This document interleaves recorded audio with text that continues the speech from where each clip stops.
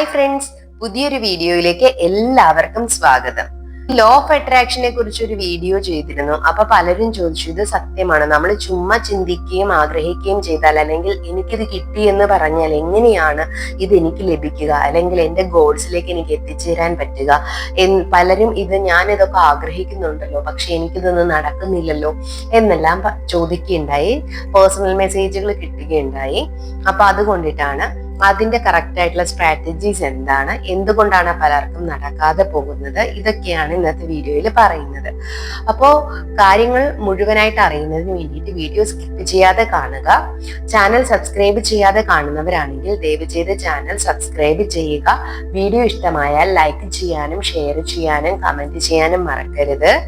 കൂടാതെ വീഡിയോയുടെ ഡിസ്ക്രിപ്ഷൻ ബോക്സിൽ ഒരു വാട്സപ്പ് ഗ്രൂപ്പിന്റെ ലിങ്ക് കൊടുത്തിട്ടുണ്ട്. അപ്പോൾ പോസിറ്റീവ് വൈബുള്ള ഒരു കമ്മ്യൂണിറ്റി രൂപപ്പെടുത്തുന്നതിന്റെ ഭാഗമായിട്ടാണ് അത് ചെയ്തിട്ടുള്ളത്. അവിടെ നിങ്ങൾക്കുള്ള എല്ലാ ഡൗട്ട്സിന്റെയും മറുപടി ലഭിക്കുന്നതാണ്. അതോടൊപ്പം തന്നെ കൂടുതൽ പോസിറ്റീവ് മോട്ടിവേഷൻസും ഫ്രീ ക്ലാസ്സുകളും അവിടെ ലഭ്യമാണ്. എങ്ങനെയാണ് ലോ ഓഫ് അട്രാക്ഷൻ നിങ്ങളുടെ ജീവിതത്തിൽ അപ്ലൈ ചെയ്യുക, അല്ലെങ്കിൽ അപ്ലൈഡ് ആവുക എന്ന് നമുക്ക് നോക്കാം.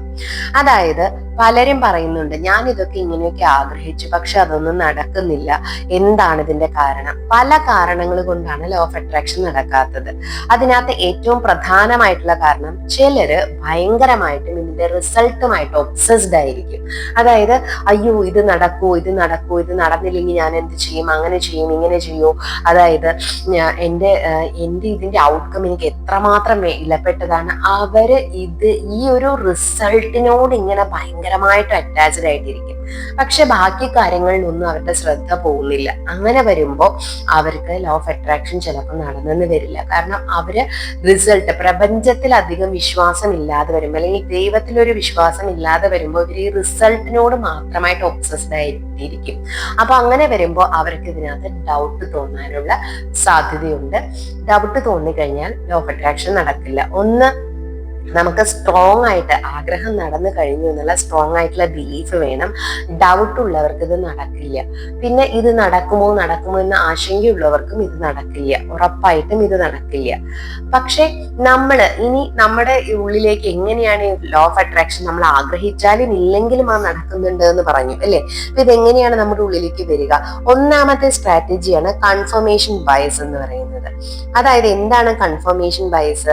നമ്മളുടെ മുന്നേ ഉള്ള എക്സ്പീരിയൻസ്, അതായത് നമ്മുടെ ജീവിതത്തിൽ സംഭവിച്ചിട്ടുള്ള നമ്മുടെ എക്സ്പീരിയൻസുകൾ അനുസരിച്ചിട്ട് നമ്മളുടെ ഉള്ളിൽ രൂപപ്പെട്ടിട്ടുള്ള മുൻ വിശ്വാസങ്ങളെയോ അല്ലെങ്കിൽ നമ്മുടെ ഉള്ളിലുള്ള മുൻ മൂല്യങ്ങളെയോ സ്ഥിരീകരിക്കുന്നതോ പിന്തുണയ്ക്കുന്നതോ ആയ രീതിയിലുള്ള വിവരങ്ങളെയാണ് നമ്മൾ തിരയുള്ളൂ. അങ്ങനെയുള്ള വിവരങ്ങളെ മാത്രമേ നമ്മൾ വ്യാഖ്യാനിക്കുകയും അനുകൂലിക്കുകയും നമ്മുടെ ഉള്ളിലേക്ക് കടത്തിവിടുകയും ചെയ്യുള്ളൂ. അപ്പോ ഈ ഒരു വീഡിയോ കാണുമ്പോൾ പലരും ഒരേ വീഡിയോ തന്നെ കണ്ടാലും പലരും പല രീതിയിലായിരിക്കും അതിനെ അക്സെപ്റ്റ് ചെയ്യുന്നത്. അതായത് ഓരോരുത്തർക്കും അവരവരുടേതായ ഒരു ഫിൽട്ടർ ഉണ്ട്. അവരുടെ ഉള്ളിലേക്ക് എങ്ങനെ ഇൻഫർമേഷനെ കടത്തി വിടണം എന്ന് അവർ തീരുമാനിക്കുന്നത് ഈ ഫിൽട്ടർ അനുസരിച്ചിട്ടാണ്. അപ്പോ നമ്മൾ എന്താണോ വിശ്വസിക്കുന്നത്, നമ്മൾ എന്താണോ നമ്മുടെ കാഴ്ചപ്പാടിൽ ശരിയെന്ന് തോന്നുന്നത്, ഓരോരുത്തർക്കും അവരവരുടെ പോയിന്റ് ഓഫ് വ്യൂസ് ഉണ്ട്. അതായത് ഈ ലോകത്തിൽ ഒന്നും തെറ്റുമില്ല, ഒന്നും ശരിയുമില്ല. എനിക്ക് ശരിയെന്ന് തോന്നുന്നത് എന്റെ പോയിന്റ് ഓഫ് വ്യൂ ആണ്, മറ്റുള്ളവർക്ക് ശരിയെന്ന് തോന്നുന്നത് അവരുടെ പോയിന്റ് ഓഫ് വ്യൂ ആണ്. അപ്പൊ ഒന്നും തെറ്റുമല്ല ശരിയുമല്ല, എല്ലാവരും അവരവരുടെ പോയിന്റ് ഓഫ് വ്യൂവിൽ ശരിയാണ്. പക്ഷെ നമ്മൾ ഓരോരുത്തരും എത്ര നല്ല വീഡിയോസ് ആണെങ്കിലും എത്ര നല്ല ക്ലാസ്സുകളാണെങ്കിലും അതിനെ അബ്സോർബ് ചെയ്യുന്നത്, അല്ലെങ്കിൽ അതിനെ നമ്മുടെ ഉള്ളിലേക്ക് എടുക്കുന്നത് നമ്മുടെ പോയിന്റ് ഓഫ് വ്യൂവിലാണ്, നമ്മുടെ ആംഗിളിൽ കൂടിയാണ്. അതായത് എന്തെല്ലാം ഇൻഫർമേഷൻസ് നമ്മൾ ഡെലിവറി ചെയ്താലും അല്ലെങ്കിൽ നമ്മൾക്ക് കിട്ടിയാലും നമ്മൾ അതിനെ എങ്ങനെയാണ് കാണുന്നത്? നമ്മുടെ ഉള്ളിലേക്ക് നമ്മൾ അതിനെ എങ്ങനെയാണ് കൊടുക്കുന്നത്?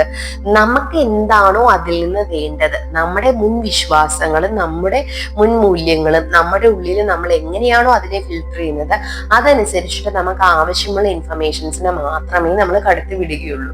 ഉദാഹരണത്തിന്, ഞാനൊരു ഇന്നോവ ഹൈക്രോസ് ബുക്ക് ചെയ്ത് അതിനുവേണ്ടി വെയിറ്റ് ചെയ്തിരിക്കുകയാണെങ്കിൽ ഞാൻ എവിടെ നോക്കിയാലും ഞാൻ കാണുന്നത് ഇന്നോവ ഹൈക്രോസ് തന്നെയായിരിക്കും.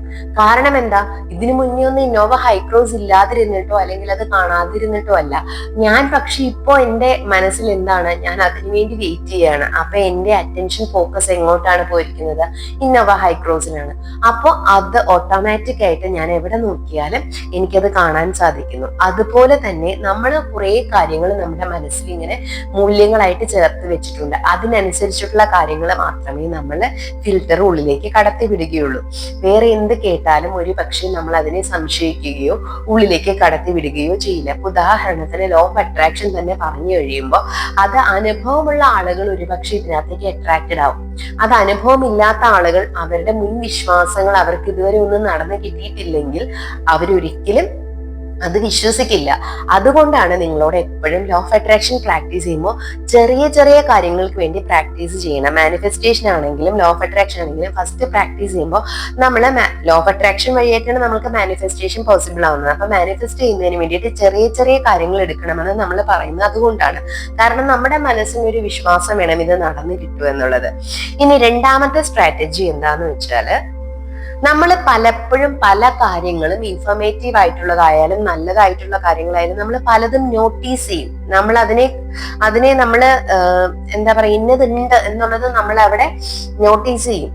പക്ഷെ നമ്മൾ അതിനകത്തേക്ക് കൂടുതൽ ശ്രദ്ധ കൊടുക്കില്ല. ഞാൻ കണ്ടു, ഓക്കെ, പക്ഷെ ഞാൻ ശ്രദ്ധ കൊടുക്കില്ല. ഒരിക്കലും ഞാൻ കണ്ടു, പക്ഷെ ഞാൻ അതിന് ശ്രദ്ധ കൊടുക്കില്ല.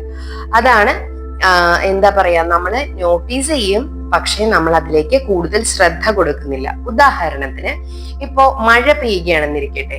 നല്ല മഴയുള്ള ഒരു ദിവസം രാവിലെ എഴുന്നേറ്റ് നിന്നിട്ട് ഒരാള് ജനലിലൂടെ നോക്കിയിട്ട് പറയാണ്, ഓ എന്തൊരു നശിച്ചൊരു ദിവസമാണ്, എന്തൊരു മഴയാണിത്, ഇന്നത്തെ ദിവസമേ പോയി, ആകെ പോയി എന്ന് പറയാണ്. ആ ആളുടെ വൈഫ് ജനലിൽ കൂടെ നോക്കിയിട്ട് പറയാ, എന്ത് നല്ല മഴയാ, എന്ത് നല്ല ദിവസാ, എന്തൊരു നല്ല റൊമാൻറ്റിക് ആണ് ഈ മഴ നോക്കി നിൽക്കാനെന്ന്. രണ്ടുപേരും അവരുടെ പോയിന്റ് ഓഫ് വ്യൂയിലൂടെയാണ് കാര്യങ്ങളെ കണ്ടത്. ഒരാള് മഴയ്ക്ക് കൊടുത്ത എക്സ്പ്ലനേഷൻ എന്താ, അതിനൊട്ടും അറ്റൻഷൻ കൊടുക്കാൻ താല്പര്യമില്ല. അതുകൊണ്ട് മഴ ഒട്ടും കൊള്ളത്തില്ല, ഇന്നത്തെ ദിവസം ഭയങ്കര ബോറാണ്. അത് കറുത്തിരുണ്ട ഒരു ദിവസത്തെ ആ ഡാർക്ക് ക്ലൗഡിനെയാണ് ആ ആള് ഫോക്കസ് ചെയ്തത്.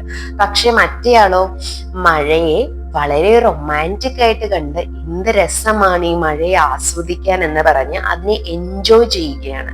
ഇതാണ് രണ്ട് ആറ്റിറ്റ്യൂഡ്. അതായത് നമ്മൾ പല കാര്യങ്ങളെയും നോട്ടീസ് ചെയ്തിട്ട് നമ്മൾ അതിന് കൊടുക്കുന്ന ശ്രദ്ധ രണ്ടും രണ്ട് രീതിയിലായിരിക്കും.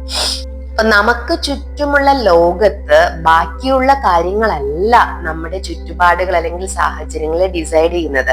അത് നമ്മുടെ ഉള്ളിൽ നിന്ന് തന്നെ വരുന്നതാണ്. പുറത്ത് എന്ത് സാഹചര്യം ആയിക്കോട്ടെ അതിനോട് എങ്ങനെ റിയാക്ട് ചെയ്യണമെന്ന് നമ്മുടെ ഉള്ളിൽ നിന്നാണ് വരുന്നത്. നമ്മുടെ പോയിന്റ് ഓഫ് വ്യൂസിൽ നിന്നാണ്, നമ്മുടെ ഫിൽറ്റേഴ്സിൽ നിന്നാണ് വരുന്നത്. അപ്പോ നമ്മളാണ് അതിന് എനർജി കൊടുക്കുന്നത്. നമ്മളാണ് ചൂസ് ചെയ്യുന്നത്. അതിന് എനർജി കൊടുക്കണമോ വേണ്ടയോ എന്ന് ചൂസ് ചെയ്യുന്നത് നമ്മളാണ്. അപ്പോ നമ്മൾ എങ്ങനെയാണോ നമ്മുടെ വീക്ഷണകോണിലൂടെ ആ കാര്യങ്ങളെ കണ്ട് അതിനെ നമ്മുടെ ഉള്ളിലേക്ക് കൊടുത്തിട്ട് നമ്മൾ എങ്ങനെയാണോ അതിനോട് റിയാക്ട് ചെയ്യുന്നത് അതിനനുസരിച്ചിട്ടാണ് നമ്മള് നമ്മുടെ ജീവിതത്തെ കെട്ടിപ്പടുക്കുന്നത്. ഇനി മൂന്നാമത്തെ സ്ട്രാറ്റജി എന്താന്ന് വെച്ചാല്, നമ്മളെ നോട്ടീസ് ചെയ്തു പക്ഷെ ശ്രദ്ധ കൊടുക്കുന്നില്ല എന്നുള്ളതായിരുന്നു രണ്ടാമത്തെ സ്ട്രാറ്റജി. മൂന്നാമത്തെ എന്താണ്, പതിയെ പതിയെ നമ്മള് നോട്ടീസ് ചെയ്യാതെയും ആവും കാര്യങ്ങള്. നമ്മൾ എന്താണോ നേരത്തെ ഒബ്സർവ് ചെയ്തിരുന്നത്, നേരത്തെ കണ്ടിരുന്നത്, അതിനെ പോലും നമ്മൾ കാണാതെയാവും. അതായത് ഇപ്പൊ നമ്മള് ഒരു എന്താ പറയാ, നമ്മളിപ്പോ ഒരു വയലില് നമ്മൾ റോസാ ചെടികളാണ് അല്ലെങ്കിൽ ഒരു ഗാർഡനില് നമ്മൾ റോസാ ചെടികളാണ് നടുന്നതെന്ന് വിചാരിക്കുക. നമുക്ക് അവിടെ നിന്ന് എന്താണ് കിട്ടുക? റോസാ പൂക്കൾ തന്നെ കിട്ടും. കാരണം റോസാ ചെടിയാണ് നമ്മൾ നട്ടത്, അല്ലേ? പക്ഷെ നമ്മൾ ഒരു വയലിൽ ഒന്നും നടുന്നില്ല എന്ന് വിചാരിക്കുക. നടന്നില്ല എങ്കിൽ നമുക്ക് അവിടെ നിന്ന് എന്താണ് കിട്ടുക? അവിടെ കളകളായിരിക്കും, അല്ലേ? നമുക്ക് ആവശ്യമില്ലാത്ത ഒരുപാട് സാധനങ്ങളായിരിക്കും നമുക്ക് അവിടെ നിന്ന് കിട്ടുക. അപ്പോ നമുക്ക് വേണ്ട കാര്യങ്ങൾ എന്താണോ അതിനെ ഉള്ളിലേക്ക് കടത്തിവിടാനും അവിടേക്ക് ശ്രദ്ധ കൊടുക്കാനുമുള്ള പവർ നമ്മുടെ കയ്യിൽ ഇരിപ്പുണ്ട്. അപ്പൊ നമുക്ക് വേണ്ടാത്ത കാര്യങ്ങളെ നമ്മൾ അവിടേക്ക് കടത്തിവിടാതിരുന്നാൽ നമുക്ക് ഇതൊന്നും സംഭവിക്കില്ല. അപ്പോ അതുകൊണ്ട് നമ്മൾ നല്ല കാര്യങ്ങൾ നമ്മുടെ ഉള്ളിലേക്ക് കടത്തിവിട്ടാൽ നമുക്ക് നല്ല വിളവ് കൊയ്തെടുക്കാൻ പറ്റും. അതല്ല നമ്മൾ ചീത്ത കാര്യങ്ങളാണ് ഉള്ളിലേക്ക് കൊടുക്കുന്നതെങ്കിലോ ചീത്ത കാര്യങ്ങളാണ് നമുക്ക് കിട്ടുക. ഇനി നാലാമത്തെ സ്ട്രാറ്റജി എന്താന്ന് വെച്ചാല്, നിങ്ങൾ നിങ്ങളോട് തന്നെ എന്താണോ പറയുന്നത് അത് നിങ്ങൾ നിങ്ങളെ കുറിച്ച് തന്നെ പ്രവചിക്കുന്ന കാര്യങ്ങളായിട്ട് മാറും. അതായത് നിങ്ങൾ നിങ്ങൾക്ക് എന്ത് വേണമെന്ന് ആഗ്രഹിക്കുന്നു, അല്ലെങ്കിൽ നിങ്ങളെ കുറിച്ച് നിങ്ങൾ എന്തായി തീരുമെന്ന് പറയുന്നുവോ അത് നിങ്ങളായി തീരുമെന്നാണ്. അതായത് ആക്ട് ആസ് ഇഫ് എന്നൊക്കെ നമ്മൾ പറയും. അതായത് അത് സംഭവിച്ചു കഴിഞ്ഞതായിട്ട് അതുപോലെ നമ്മൾ പെരുമാറണമെന്നാണ് പറയുന്നത്, അതായി തീർന്നതായിട്ട്.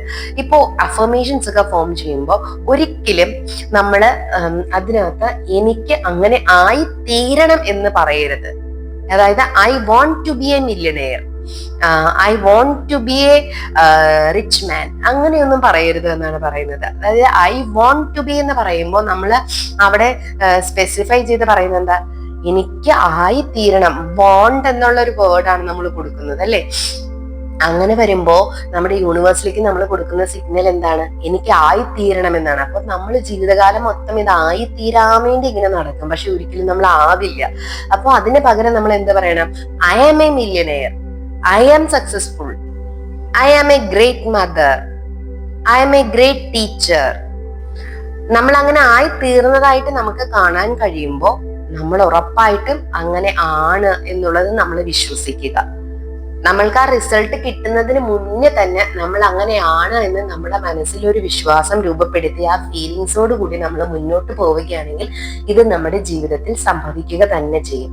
അപ്പോൾ കൂടുതലായിട്ട് റിസൾട്ടിനോട് ഒബ്സസ്ഡ് ആയിട്ടുള്ള ആളുകൾക്ക് നടക്കില്ല, ഇതിനെക്കുറിച്ച് ഡൗട്ട് ഉള്ളവർക്ക് നടക്കില്ല, അതുകൂടാതെ ഇത് നടക്കുമോ എന്ന് എപ്പോഴും ആശങ്കപ്പെട്ടുകൊണ്ടിരിക്കുന്നവർക്ക് നടക്കില്ല, ആക്ഷൻസ് എടുക്കാത്തവർക്ക് ലോ ഓഫ് അട്രാക്ഷൻ വർക്ക് ചെയ്യില്ല. അതുകൂടാതെ നമ്മൾ ഈ 4 സ്ട്രാറ്റജി ഫോളോ ചെയ്യാതെ നമ്മൾക്ക് തോന്നിയ പോലെ നടക്കുകയാണെങ്കിൽ ഇതൊന്നും നമ്മൾക്ക് പറഞ്ഞിട്ടുള്ളതല്ല.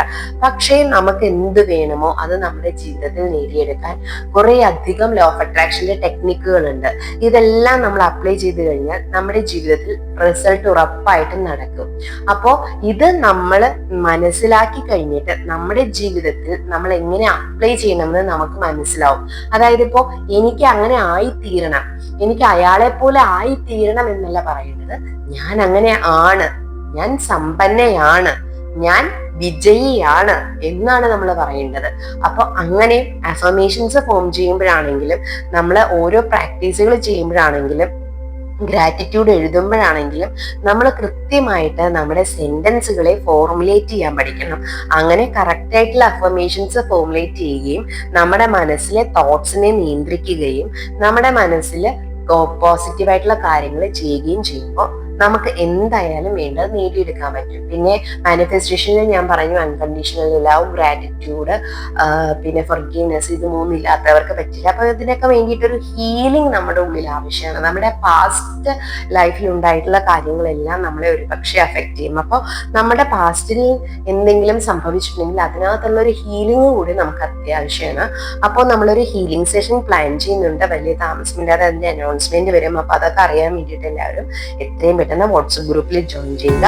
Thank you all, love you all. എല്ലാവർക്കും നല്ലൊരു ദിവസം ആശംസിക്കുന്നു.